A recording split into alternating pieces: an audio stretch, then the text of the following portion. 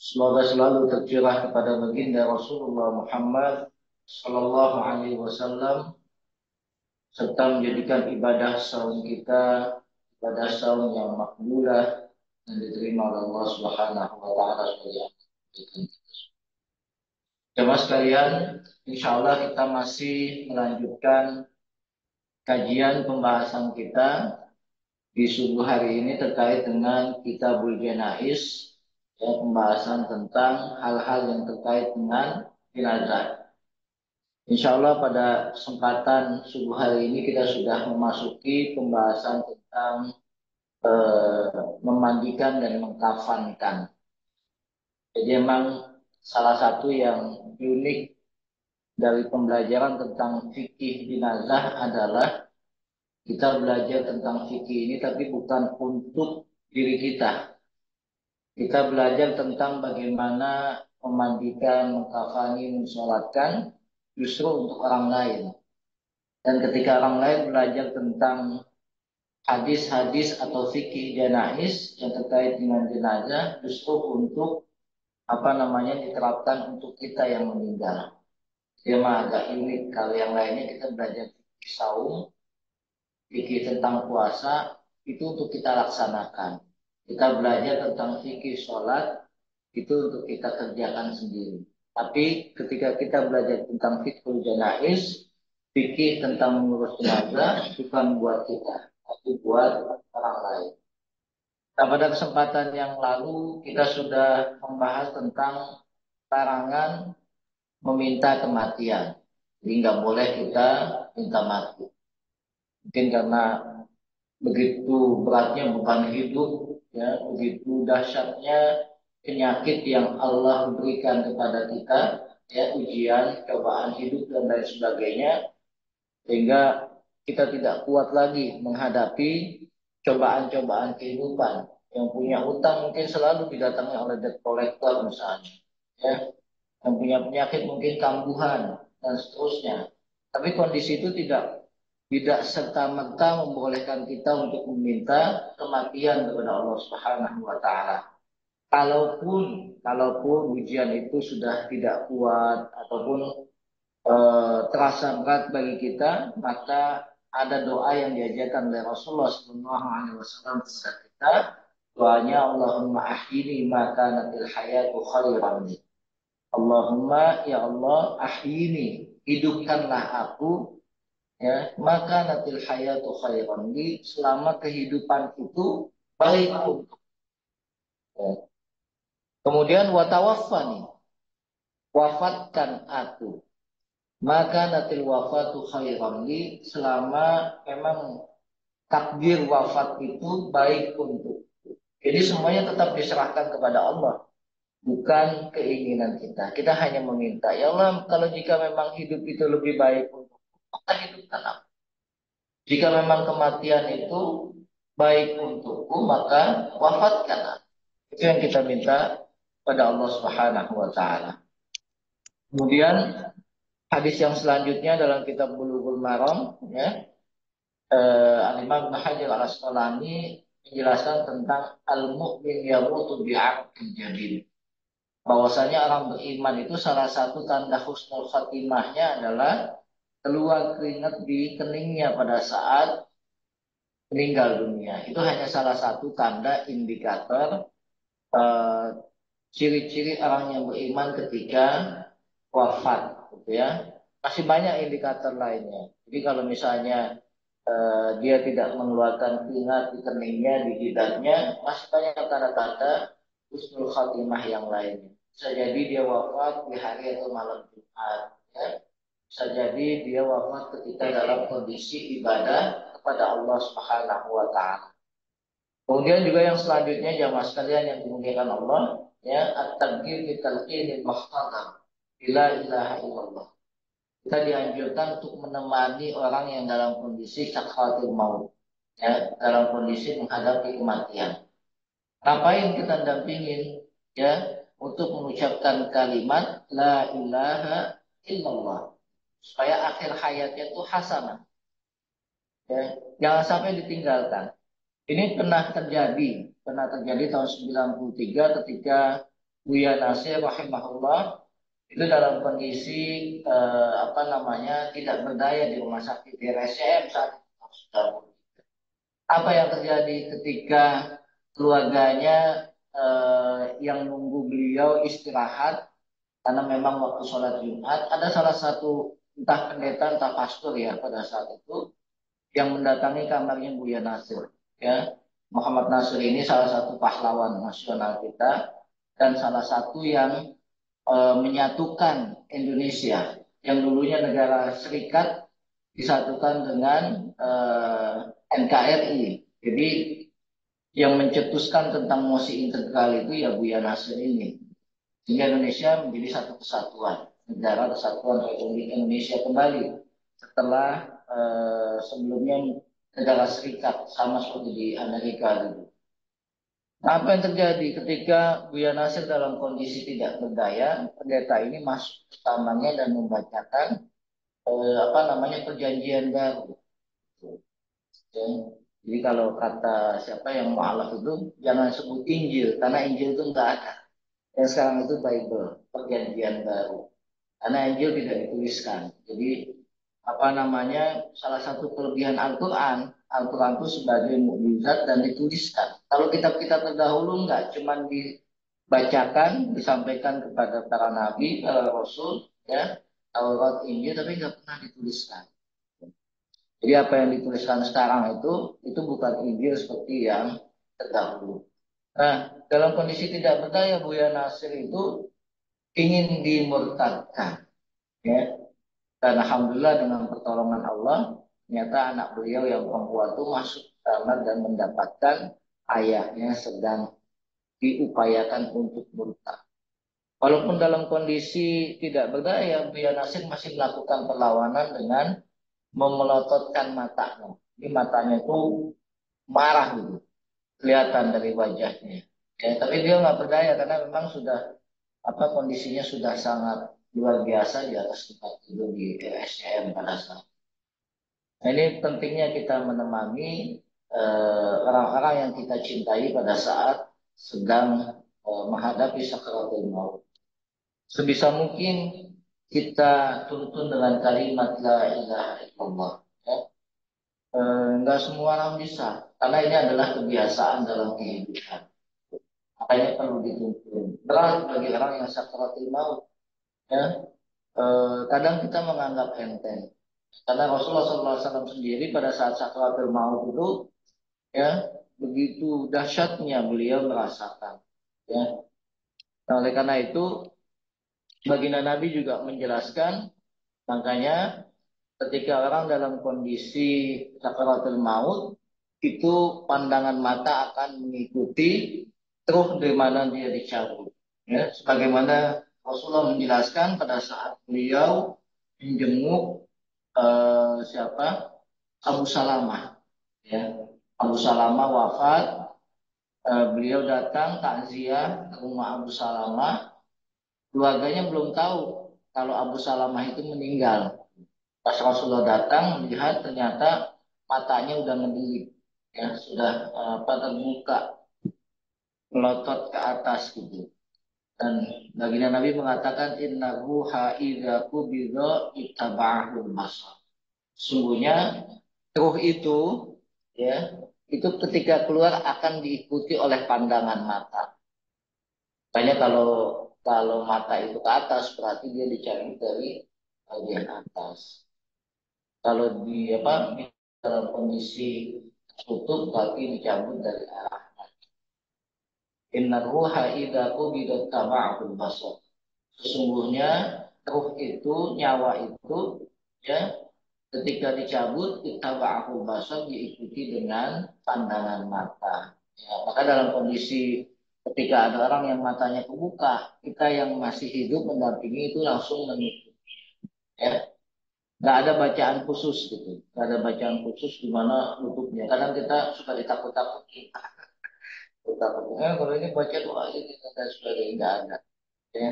Cuma ketika kita takziah, Nabi mengajarkan salah satu doanya adalah untuk meminta ampun, memintakan ampun buat si mayit.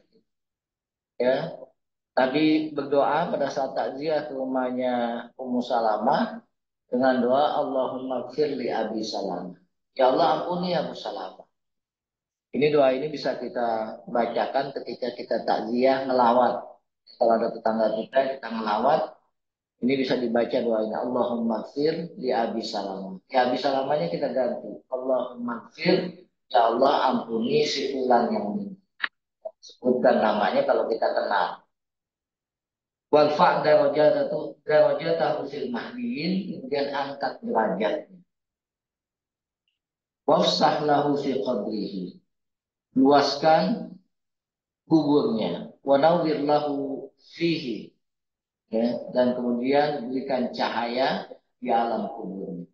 Nah, ini doa walaupun mayit belum dikubur, tapi Rasulullah sudah mendoakan wafsah lahu fi qabrihi. Luaskan, lapangkan alam kuburnya, wa nawwir fihi, ya, dan berikan cahaya. Ini harapan supaya nanti pada saat dikubur apa namanya kuburan itu menjadi lapang luas dan diberikan cahaya Allah Subhanahu wa taala.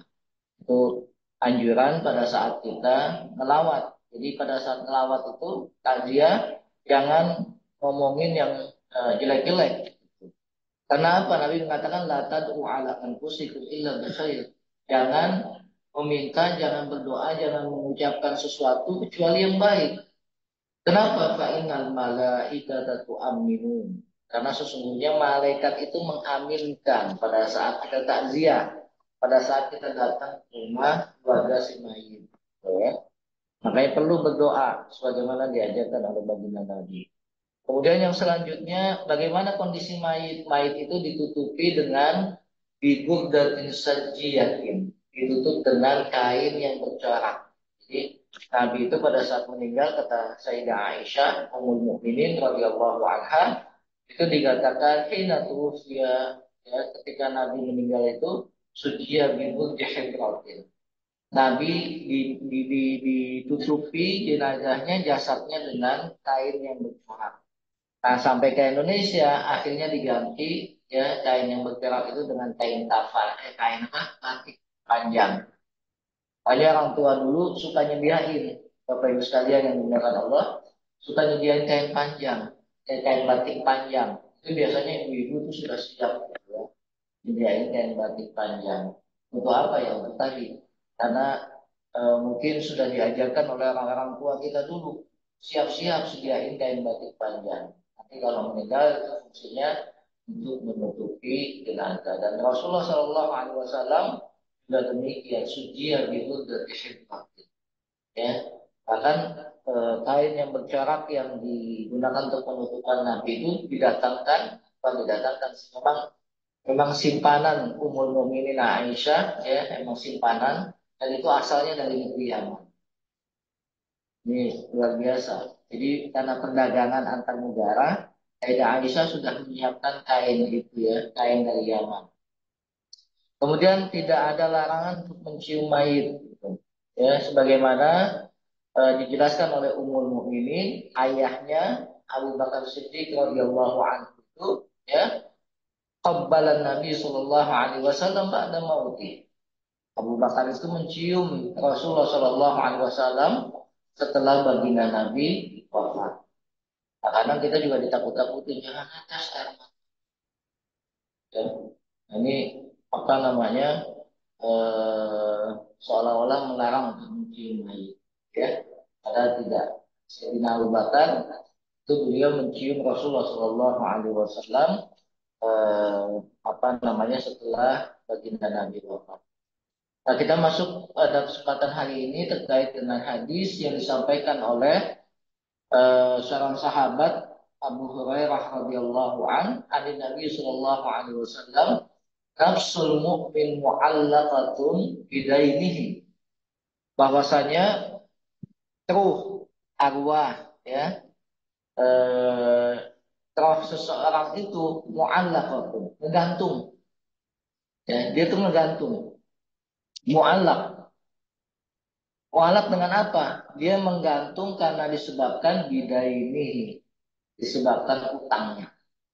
Jadi jangan main-main sama utang nih. Jadi kalau kita meninggal masih punya utang, itu kita nggak kemana-mana, langit nggak nerima, bumi nggak nerima. Dia kalau kata dulu apa Pak? Gentayangan. Ya, gentayangan. Nah, mu'allaqatun bidainihi.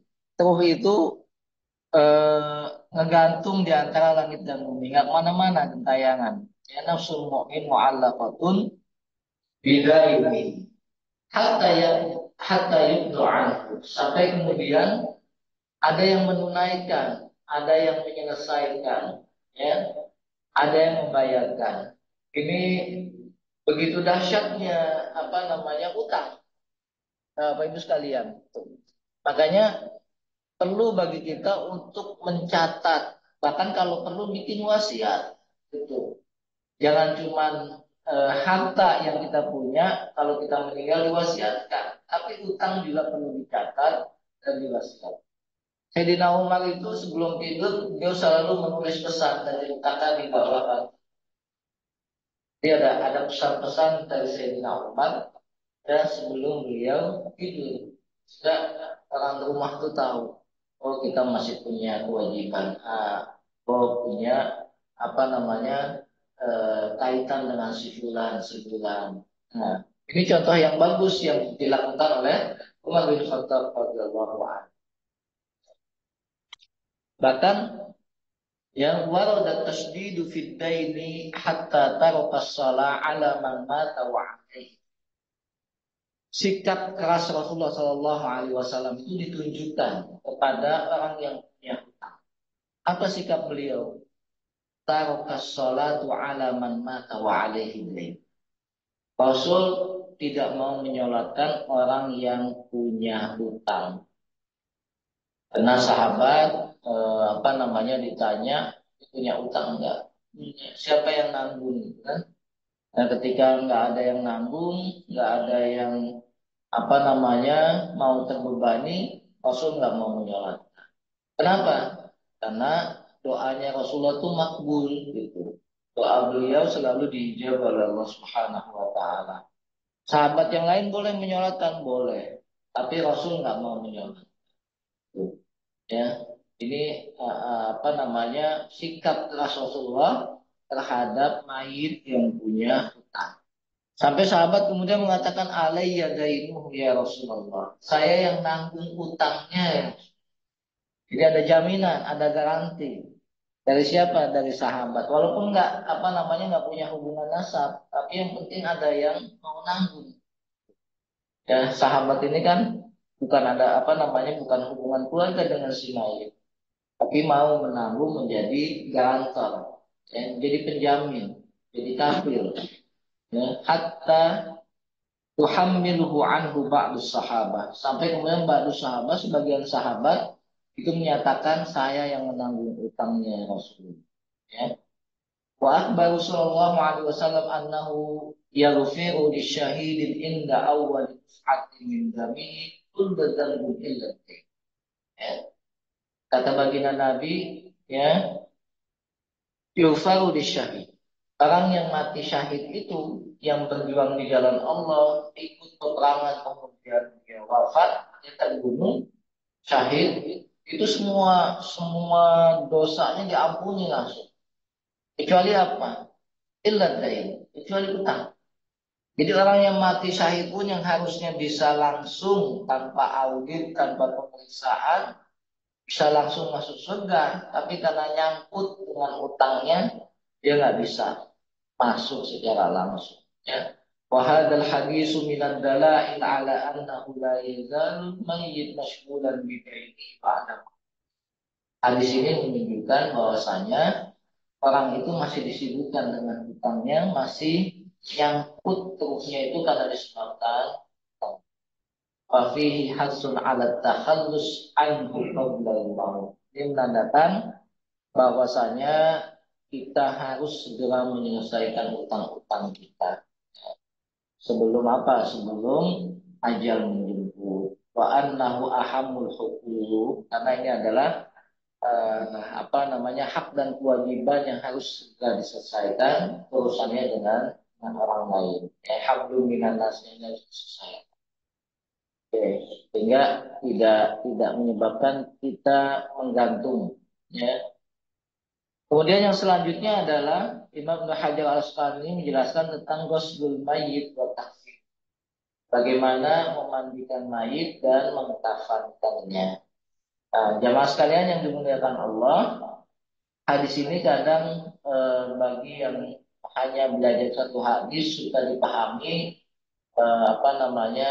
secara parsial, padahal banyak penjelasan berikutnya tentang hadis ini. Kenapa Ibnu Abbas menjelaskan anna Nabi sallallahu alaihi wasallam qala, ya, Nabi menjelaskan qala fil ladzi saqata an rahilatihi famata, ya, orang yang jatuh dari atas kendaraannya kemudian dia mati, dia wafat, arsiluhu bima isid, maka mandikanlah dia dengan air dan daun bidara. Kalau sekarang kita masih ada nggak daun bidara? Masih ya, masih ya. Daun sidir masih ada ya, masih. Nah, iksiluhu bima isid wasidrin, ya. Mandikan dia dengan air dan sidr. Wakafinuhu fi saubaihi, dan kafankan dengan kainnya. Nah, asbabun nurut hadis ini adalah ketika salah satu peserta haji wada itu jatuh dari atas ontaknya, ya.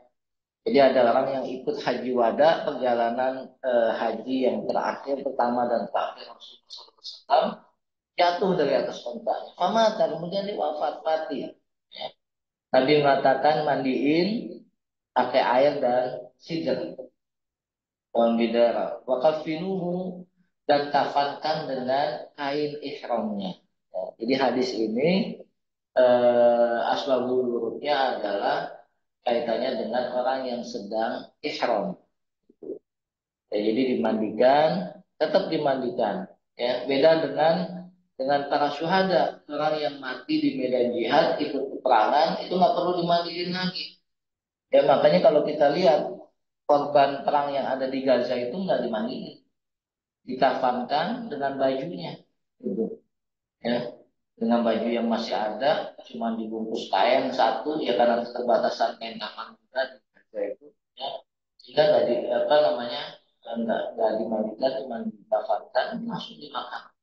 Yang dihukumi seperti orang yang eh, ikut berjihad di jalan Allah Subhanahu Wa Taala kemudian dan kita menyaksikan, ya, dari kisah yang disampaikan kepada kita bagaimana ketika makam syuhada Uhud, ya, makam para pahlawan Uhud itu ternyata terbuka. Pernah suatu saat makam di Uhud itu kalau kita haji atau umrah terus kemudian ziarah ke Madinah, itu main-main ke Jabal Uhud, di situ ada pemakaman syuhada Uhud yang sekarang udah ditembokin sekarang tuh, ya, udah ditutup dipagar. Kalau dulu enggak, dulu terbuka itu. Nah, suatu saat ada banjir, hujan deras itu banjir, sehingga makam syuhada Uhud itu terbuka. Masya Allah, gitu ya. Di situ ada 70 orang yang wafat, yang syahid, dimakamkan di padang Uhud terbuka. Termasuk jasadnya Sayyidina Hamzah bin Abdul Muttalib, paman Nabi. Ya. Ini paman Nabi yang umurnya seumuran dengan beliau.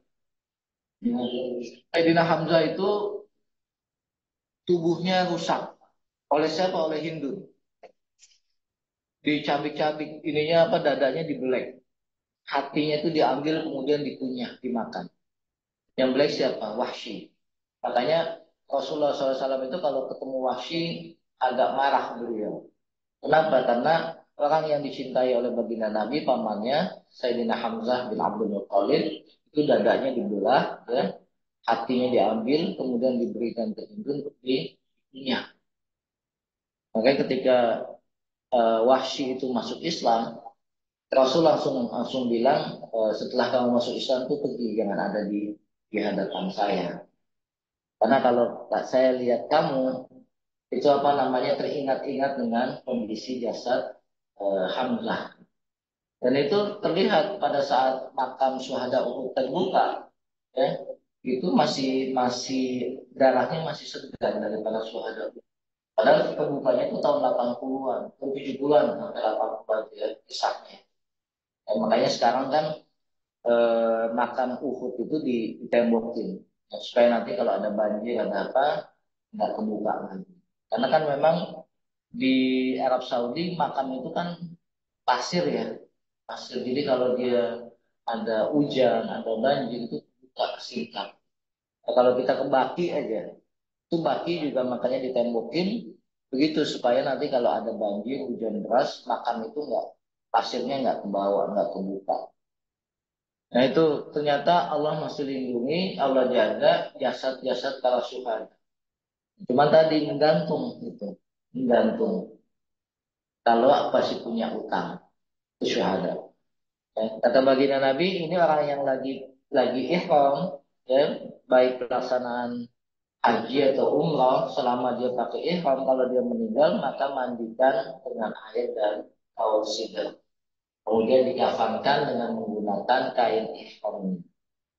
Ya, ini yang dicontohkan baginda Nabi tanpa tanpa dikasih penutup kepala dan lain sebagainya. Kenapa? Karena dia nanti dibangkitkan dalam kondisi mulabiyah, dalam kondisi bertalbiyah. Jadi orang-orang yang wafat dalam kondisi ihram nanti ketika dibangkitkan Allah dalam kondisi bertalbiyah. Labbaik Allahumma labbaik, masya Allah. Ya. Itu orang yang wafat dalam kondisi ihram. Kita lagi umrah nih, ya, dari Madinah, karena kita kalau umrah itu pasti ke Madinah dulu ya. Nah, dari Bir Ali kita pakaian ihram, dalam kondisi ihram kita wafat misalnya. Nah, makanya dimandikan, kemudian dikafankan dengan kain ihram dan nggak boleh ditutup kepalanya.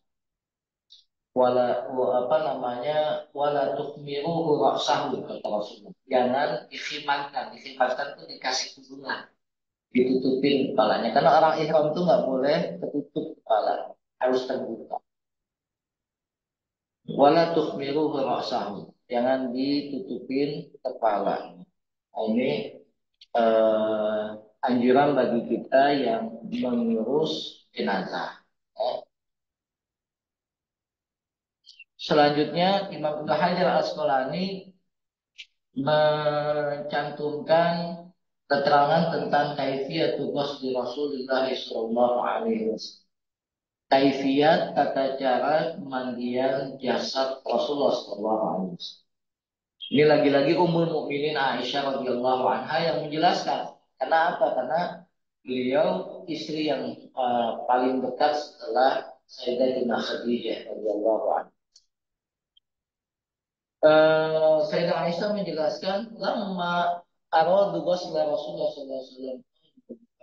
Karena nujadidu Rasulullah sallallahu alaihi wasallam kama nujadidu mautana. Jadi para sahabat itu diskusi terkait dengan jasad Rasulullah. Apa yang didiskusikan? Ya, ini bajunya kita buka enggak? Ya, wallahi mana tuh kata Aisyah.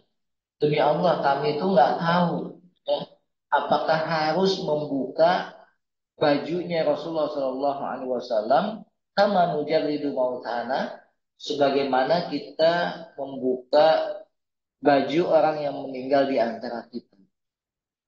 Nah, jadi ini terjadi diskusi panjang antara para sahabat. Jadi apakah Rasulullah SAW dimandikan dalam kondisi tanpa pakaian atau dengan pakaian? Ini terjadi diskusi. Kemudian apa yang terjadi, Bapak Ibu sekalian? Ya, falamma ikhtalafu alqallahu alaihim naum. Pada saat sedang hangat-hangatnya diskusi, ya, alqallahu alaihim naum. Allah menidurkan para sahabat semuanya. Ini dahsyatnya. Jadi karena wahyu terputus, bagaimana Allah kemudian membimbing para sahabat Nabi Sallallahu Alaihi Wasallam. Alqallahu alaihim naum. Allah menidurkan para sahabat saat itu yang ada di rumah Nabi. Ya. Hatta ma minhum min ahadin illa waduknahu fi sadrihi summa kallamahu mukallimun bin nahiyatil bait la yadruna man huwa. Sampai kemudian ada salah satu orang yang dadanya itu diusap, ditepok-tepok. Di dalam tidurnya itu, dalam mimpinya itu ada salah satu sahabat yang dadanya ditepok-tepok. Ya. Hatta ma minhum min ahadin illa waduknahu fi sadrihi summa kallamahu. Kemudian setelah itu ada orang yang berbicara. La yadruna man huwa. Mereka nggak tahu siapa orang yang bicara itu dalam mimpi salah satu sahabat. Ya. La yadruna man huwa. Igsilu Rasulullah SAW fi thiyabihi faghsiluhu alaihi wa alaihi qamis. Jadi apa perintahnya? Sahabat yang diajak dialog tadi, diajak ngomong tadi sama orang yang nggak dikenal, igsiluhu Rasulullah SAW fi thiyabihi. Omongannya apa? Mandiin oleh kalian Rasulullah SAW dengan menggunakan baju. Subhanallah. Allah nggak kepengen para sahabat itu melihat tubuhnya Rasulullah SAW. Allah jaga. Ya, jadi dalam mimpi itu tetap Rasulullah dimandikan dengan menggunakan pakaian. Faghassaluhu alaihi qamisuhu yasubbuna al-ma fawqal qamis wa yudallikunahu bil qamis duna aidihi. Ya. Jadi bahkan Rasulullah SAW disabunin itu, sabunnya itu di atas bajunya. Ini nggak langsung ke kulit. Itu eh, ini yang membedakan Rasul dengan umatnya. Jadi karena wahyu terputus, akhirnya bimbingan itu lewat apa? Lewat mimpi. Ya. Rasul tetap dimandikan tanpa ada tangan para sahabat yang menyentuh tubuh. Nyambuninya dari atas baju. Nyiramnya pun dibersihkannya dari atas baju. Ini nggak di. Ya. Fauqal qamisi wa yudallikunahu bil qamis. Bahkan menggosoknya pun bajunya dari atas bajunya. Jadi bajunya itu kayak kayak lap ya yang digunakan untuk menggosok. Duna aidihim tanpa tangan mereka menyentuh tubuh Rasulullah SAW tanpa menyentuh kulit Rasulullah SAW. Awistaqbalat min amri mastadabbatu ma ghassala Rasulullah SAW illa nisa. Bahkan eh, Sayyidah Aisyah menjelaskan, ya, saat itu istri-istri Nabi ikut memandikan. Jadi istri itu boleh memandikan suami. Ya. Istri-istri Nabi ikut memandikan Rasulullah Shallallahu Alaihi Wasallam. Adapun dalam riwayat yang lain, ya, wa kana alladhi ajlasahu fi hujrihi Ali bin Abi Thalib. Dari pihak laki-laki sahabat yang ikut memandikan salah satunya adalah Ali bin sepupu beliau. Wa ajlasahu. Bahkan yang mendudukkan ketika mandi itu kan pasti suka diangkat ya. Supaya apa? Supaya makanan yang di dalam itu keluar. Kalau ada kotoran-kotoran. Jadi Sayyidina Ali yang membantu untuk mendudukan gitu. Ya dibangkitkan apa badannya gitu.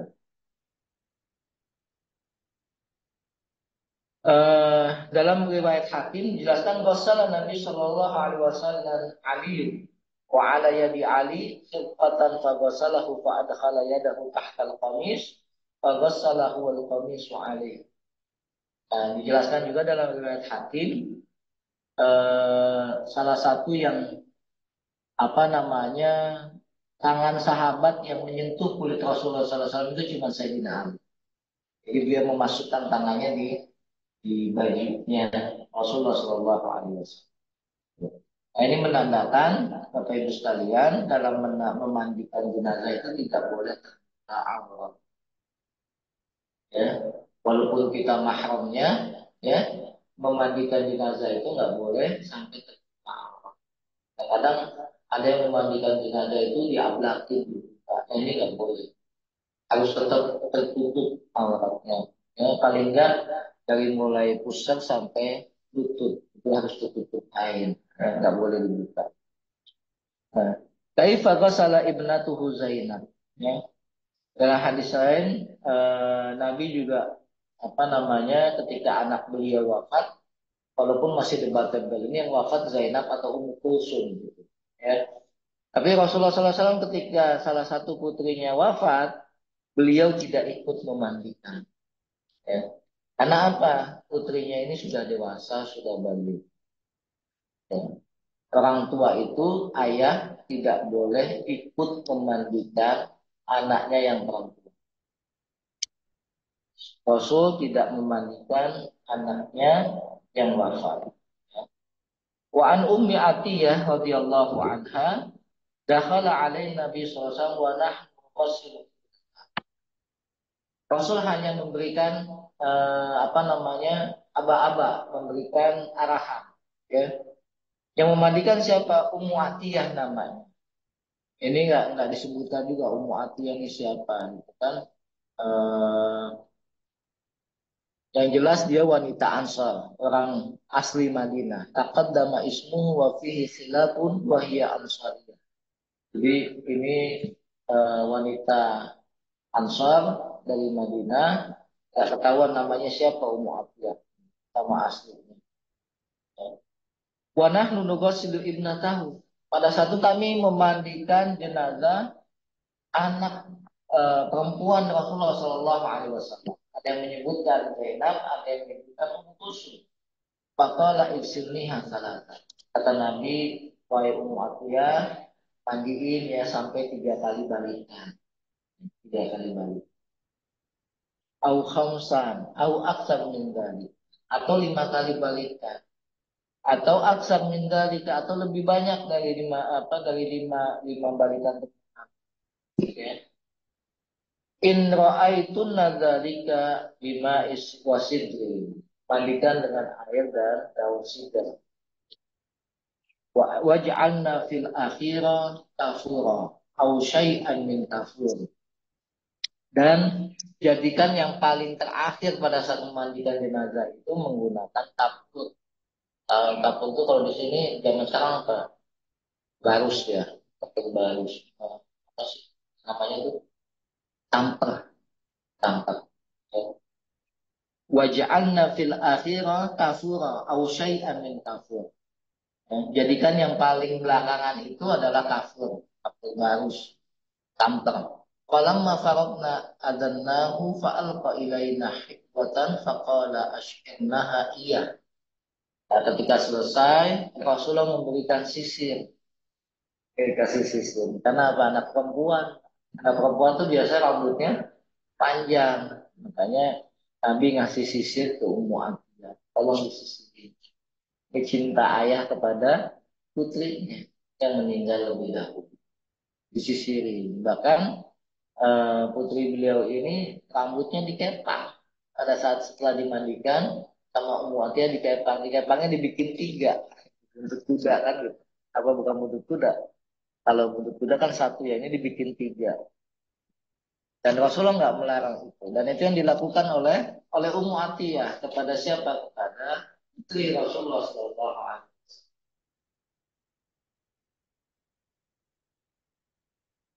Nah, Rasul ketika sudah selesai dimandikan minta izin kepada siapa? Kepada Ummu Atiyah. Nanti kalau udah selesai mandiinnya, saya dikasih tahu. Ini nanti juga kalau kalau apa namanya eh, kita memandi apa namanya ada anak perempuan yang sudah dewasa, sudah balik wafat, kita nggak diperkenankan untuk ikut memandikan. Biarkan ibunya atau orang-orang perempuan yang memandikan. Adapun kain kafannya adalah apa namanya bagi perempuan itu bisa sampai 7. Fiksilna hasalah ini memandikannya, kain kafannya bisa sampai 7. Memandikannya yang penting bersih, ya. Kalau airnya banyak nggak apa-apa sampai 7 balikan. Eh, Kemudian berapa kain kafan yang digunakan? Ya, kafana Rasulullah SAW fi salasati aswabin bidin suhuliyatin min kursufin, ya, laisa fiha qamisun wala imamah. Rasulullah SAW itu dikafankan dengan 3 lapis. Ini yang laki-laki, 3 lapis.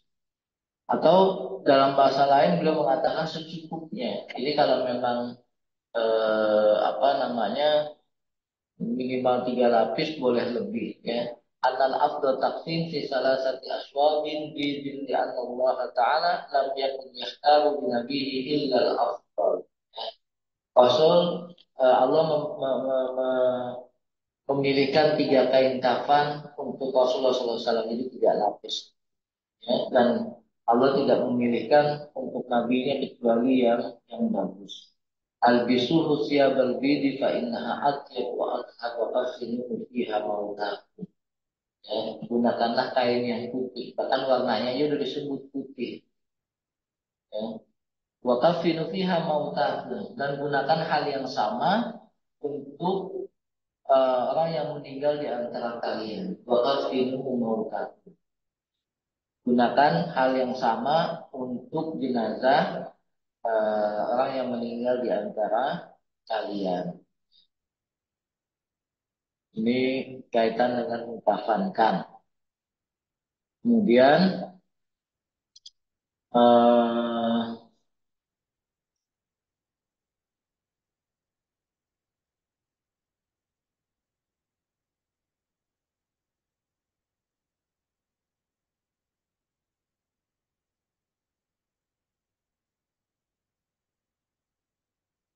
bagi yang ini sudah tadi, ya, bagi yang apa namanya, bagi yang mati syahid menggunakan pakaiannya. Ya sunut takfin fi siyabil bait. Disunahkan mengkafankan itu menggunakan kain yang putih. Pilihkan kain kafan itu yang lemes, Pak.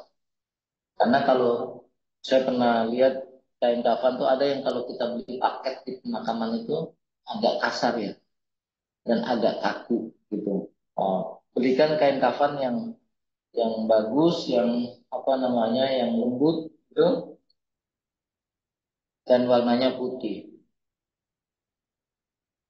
Ibnu Abbas radhiyallahu anhu menjelaskan Rasulullah SAW bersabda, "Al-bismu min siyabikumul bayyad fa innaha min khairi siyabikum wa kafinu fiha mautakum." Ya, al-bisu min siyabikumul abyad.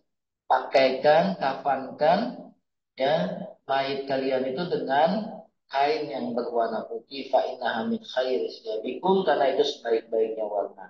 Wa kafinu fiha mautakum, dan kafankan juga dengan kain berwarna putih itu orang yang meninggal di antara kalian.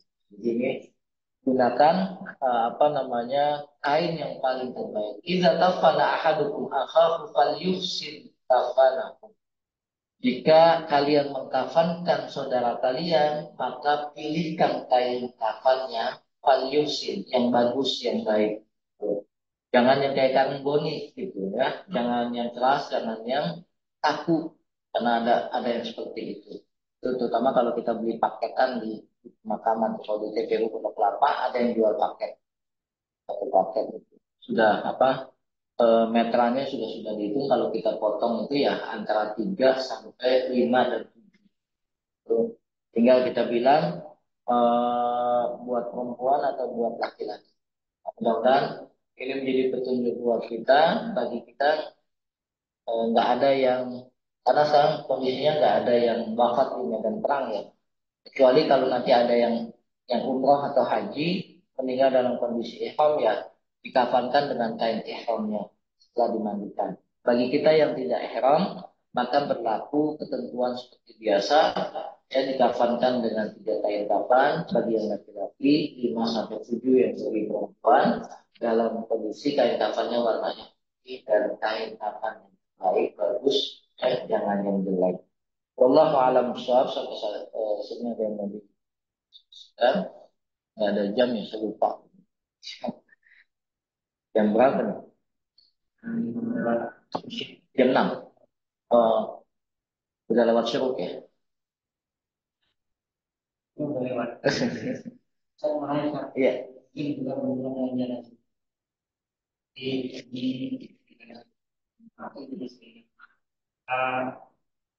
Dan kita tidak bolehkan sholat di masjid yang ada.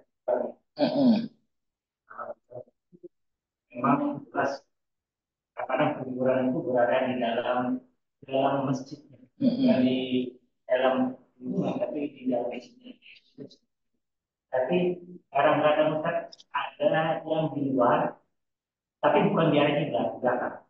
Kalau di depan sudah pasti kita nggak mau ya, di belakang. Dan kita nggak tahu saat kita bersolat. Kalau kita bersolat, kita udah gimana? Kita nggak tahu ya. Kita nggak bisa mengira kan, kalau kita udah tahu.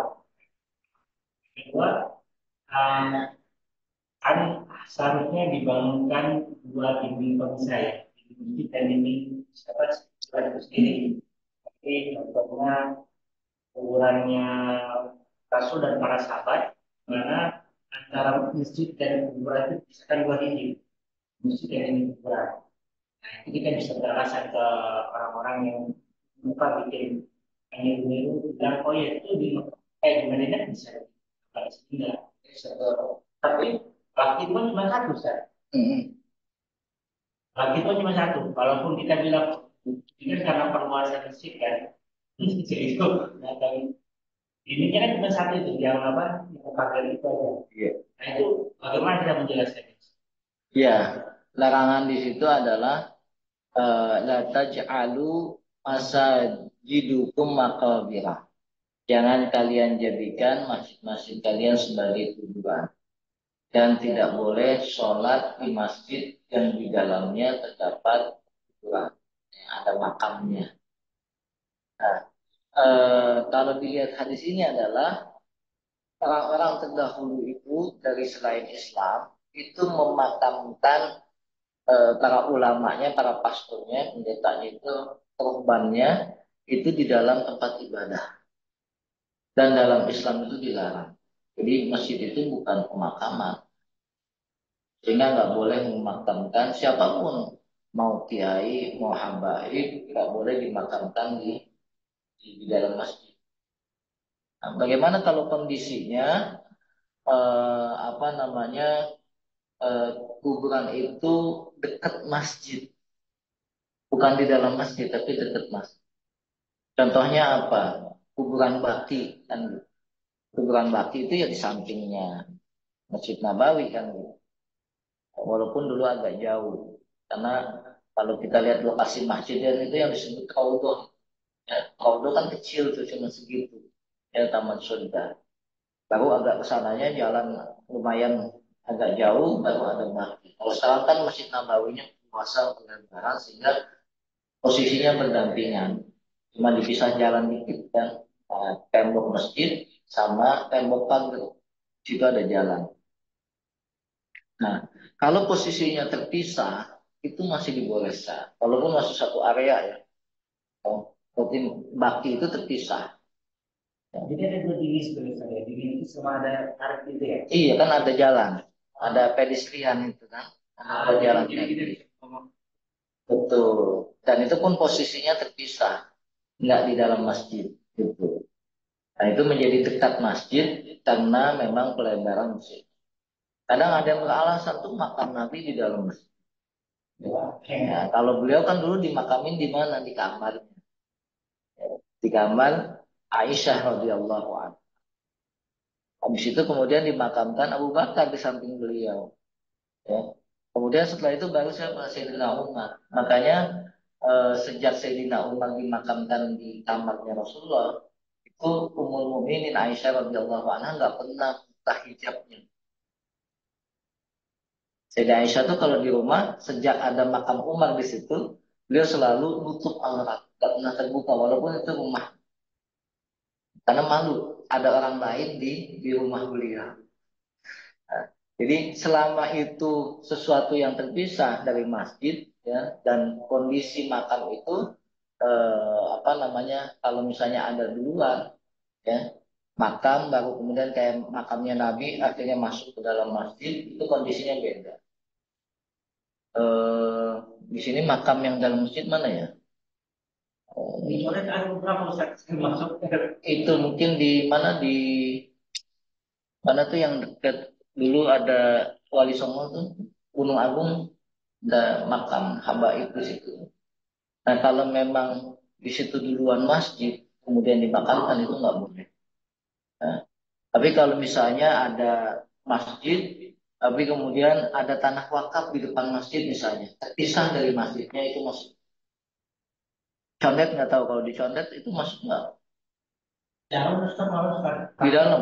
Iya sekali. Kalau di dalam kalau Di karangan ya. di pekarangan tapi bukan di dalam masjidnya kan? Nggak ada masjid. Nggak Nggak masjid ada karangan ada. ya. Tapi di dalam apa namanya? Ada. Kalau yang tidak boleh itu kalau ada di dalam masjid. Misalnya ini masjid ada di pojokan sana atau di pojok sana, itu nggak boleh. Tapi kalau misalnya adanya di samping, kayak di maki atau di belakang atau tanah wakafnya di depan gitu, masih kehalang dengan tembok itu masih boleh. Kayak beberapa makam di Mesir itu misalnya, itu justru di dalam masjid. Bahkan ada yang di tengah-tengah ruang utama masjid. Itu yang tidak diperbolehkan apa namanya kuburan yang ada masjid yang ada kuburan. Jadi dia nyatu jadi satu kesatuan. Mungkin nggak dicondet ya, dicondet kalau ada di dalam masjid atau di kuitang, itu kan Di daerah-daerah kantoran itu banyak. betul tempat-tempat Betawi. Banyakan tanah-tanah wakaf mencak-mencrok gitu. Tapi selama bukan ada di dalam masjidnya itu masih gitu. Kayak di Kuncit tuh, belakang Kuncit itu ada masjid si Betawi lama tuh. Itu di depannya ada tanah wakaf kuburan. Nah, itu kehalang tembok. Ya, halang tembok, jadi area makam sendiri, masjid sendiri. Bukan disatukan. Gimana? Oh, masih tua ya.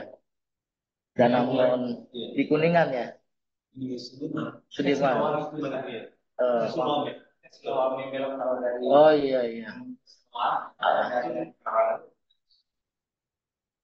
ya kalau kalau memang itu tanah wakaf dan terpisah dari ruang utama masjidnya masih kayak masjid sini yang di Jatinegara Kaum mah Jayakarta ya.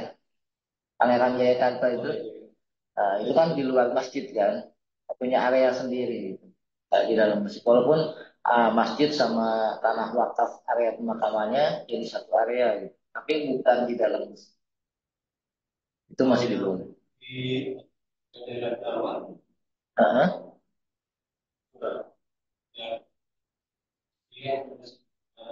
Ya, yang nggak boleh itu kalau ada di ruang utamanya, Pak, di dalamnya itu. Ada juga yang dicondet kalau itu dia bikin kayak aula masjid. Kuburan dibikin bangunan dalam Yang rumah gitu. yang terpenting terpisah dari masjid. Terpisah dari masjid bukan di masjid. Nah, itulah pentingnya kenapa kaum muslimin itu dikuburkan di pekuburan kaum muslimin. Tidak misah. Kan disunahkan itu bukan bukan kita bikin kuburan sendiri, tapi dikuburkan di pekuburan kaum muslimin. Tuh. Apa namanya? Sebagaimana di Baki. Ya, Baki itu kan pekuburan kaum muslimin. Nggak misah-misah. Kalau kita kan kadang wakaf buat harga gitu. Bisa mencelak-mencelok apalagi zaman Betawi dulu kan atau orang di kampung-kampung itu punya wakaf masing-masing kan. Nah itu seharusnya perkuburan kaum muslim itu satu area kayak TPU Pondok Kelapa, misalnya TPU Malaka itu kan. Kuburan yang di apa gitu. Nggak boleh kita membangun kuburan. Bahkan meninggikan pun kalau bukan untuk tanda nggak boleh. Jadi sekedar apa namanya sebagai tanda aja itu kuburan. Kalau sampai dibangun, dibikinin kubah dan lain sebagainya, Rasul melarang. Tak boleh kuburan itu dibangun. Karena kan bikin desain bukan apa Ustaz. Kita maunya pakai kayu aja. Mm-mm. Cuman 1 tahun rontok. Iya, batu nisan itu kan bukan bangunan ya, Ya, tapi boleh. tanda. Tanda. Nah, kalau kita orang mau, nah kita pun dapat kita pakai kayu setahun terus. Iya, Kalau nggak kelihatan punya makanya kain lain aja. pakai batu kan, Iya, pakai pakai batu. Supaya apa? Supaya ada tanda. Karena apa? Kalau nggak ditandai nanti keinjek-injek. Kalau diinjek-injek kan Rasulullah melarang kita nginjek kuburan. kan ada orang yang buat kasih tahu bilangnya oh nggak boleh. Kita kan mereka kan nggak pernah lihat setahun belum lihat setahun. Mm-mm. Apa kayunya hancur udah makan rayap Betul, gimana terus udah hilang nanti hilang di apa di dicap orang atau diambil sama orang kita nggak tahu kan. betul. Bahkan kenapa di awal-awal tuh ditinggikan gundukannya?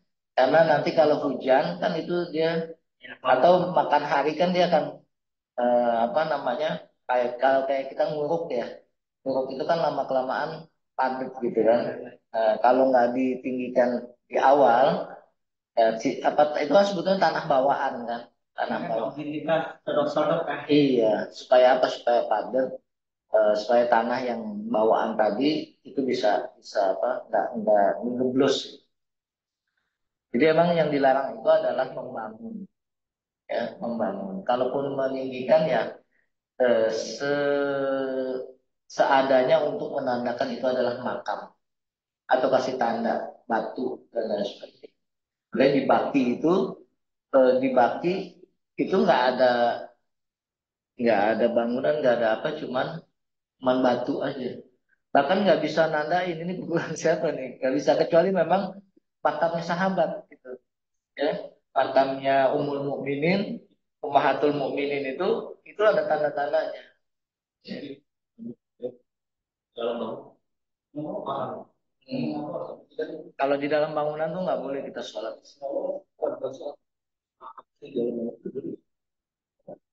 Hmm, yang nggak boleh itu membangun makam. Kalau zaman dulu itu apa namanya? Dulu tuh di Baki itu banyak banyak kubah-kubah ya. Sebelum Syekh Muhammad bin Abdul Wahab masuk apa namanya Najd itu masuk Mekah Madinah itu di Baki itu udah kayak perumahan.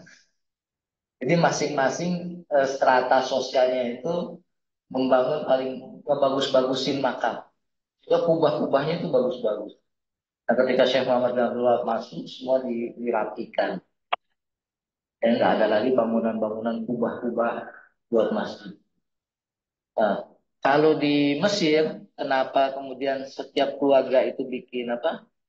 Bikin kayak blok-blok begitu, kapling. Karena di Mesir itu pasir, Pak.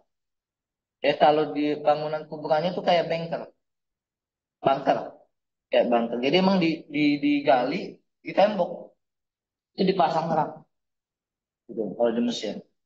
Jadi kalau ada yang meninggal, itu tinggal buka tutupnya, masuk ke tangga, ada tangganya. Jadi nggak perlu ngegali lagi. Itu makam di Mesir. Jadi pernah ada teman meninggal, mahasiswi, nah ketika meninggal itu udah nggak gali kuburan lagi, kita cuma buka pintunya, buka tutupnya itu, masukin jenazah, taruh di rak yang sudah itu makam di Mesir.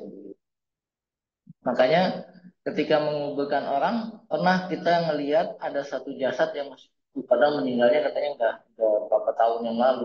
Ternyata mahasiswi Malaysia yang hafizah. Di jasadnya kafannya nggak hancur. Ada di rak sendiri itu. Jadi kalau rak 1, 2, 3 itu jadi ada meninggal, kalau sini tanggal ini emang nggak ditumpuk pakai tanah di dalam ruangan. Itu model di Mesir begitu. Karena tanahnya nggak memungkinkan untuk digali. Gitu. Nah, itu eh, ada apa namanya mubariratnya ketika istihad ulama membuat apa namanya makam dengan model dibuat bangkar begitu ya digali kemudian ditembok dipasangin rak ya kenapa Beda pasir. beda kadang apa kontur tanah dan itunya beda kadang bukan tanah mas gitu ya kayak di Qatar itu lebih banyak batu gitu Saya lihat kemarin juga di apa di pemakamannya Syekh Qaradawi itu rata-rata batu gitu. Ya. Walaupun rata di pemakaman di Qatar itu rata, cuman ada apa batu-batu nisan aja. Itu pun nggak dikasih nama, cuman nomor gitu. Ya, jadi area itu dikasih batu sekelilingnya, kasih batu nisan, ada nomornya untuk menandakan. Bagaimana hukumnya kalau tes Mm-mm. sudah masuk ke jabatan lain ada Mm-mm. di situ daerah kita Iya, di Indonesia kan punya iya, harus itu anak iya. Jadi kalau kita baca telaah hadis-hadis yang ada, tidak ada kewajiban untuk membuka kain kafan. Kalau di kita kan mitosnya tali pocong itu nggak dibuka, nanti gentayangan katanya. Jadi pocong nggak ada. Jadi nggak ada kewajiban kita untuk membuka kain kafan yang di wajahnya, ditempelkan ke tanah nggak ada kewajiban. Jadi kalau kalau nggak dibuka pun nggak masalah. Ya, jadi kalau kita memakamkan dalam kondisi tertutup, ya kain kafannya nggak dibuka itu boleh.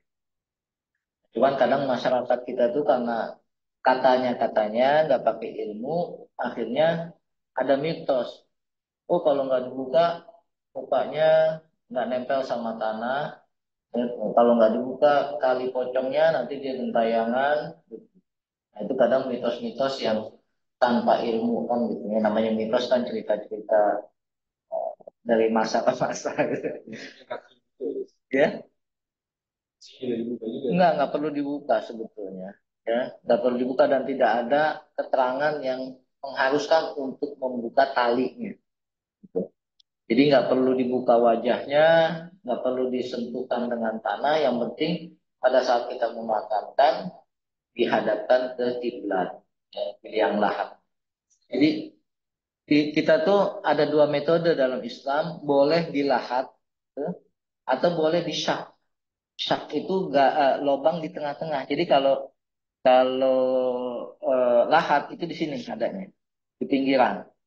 Ya, tapi kalau syak itu adanya di tengah-tengah. Jadi di tengah itu digali kecil lagi sebesar tubuh, nanti kita masukkan di situ.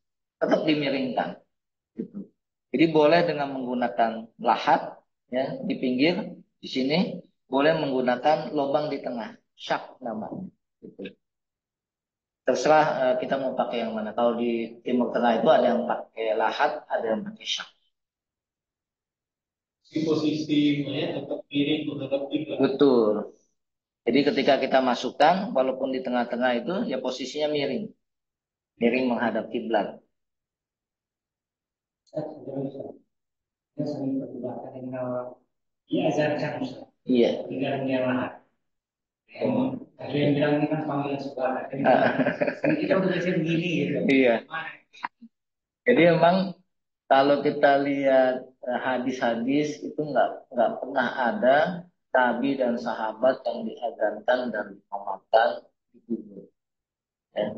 Di yang lahat pada saat mau ditutup itunya, yang lahatnya nggak ada diazankan, nggak ada dimakamkan. Ya. Itu muncul kapan? Munculnya itu nanti di sini dijelaskan itu bukan zamannya Nabi, tapi udah jauh dari zaman Nabi. Baru muncul mengazankan dan mengkomatkan jenazah. Jadi nggak ada syariatnya dari Rasulullah, nggak ada syariatnya juga dari sahabat. Bahkan zaman tabi'in, zaman tabi'in. Nah, Mereka menjadi biasa ngajarin pas saya. Kalau pas saya kan ada yang bilang boleh, boleh enggak. Saya ini sendiri bilang itu pekerjaan baik, tapi dia nggak melarang dia nggak ini kan. apa tuh? Mengajarkan pas lahir orang menyamakan Oh, ini. pas lahir. Karena Beda. ada apa? Ada hadisnya kan cari Tirmizi, tapi ada yang bilang lemah. Saya ini bilang boleh.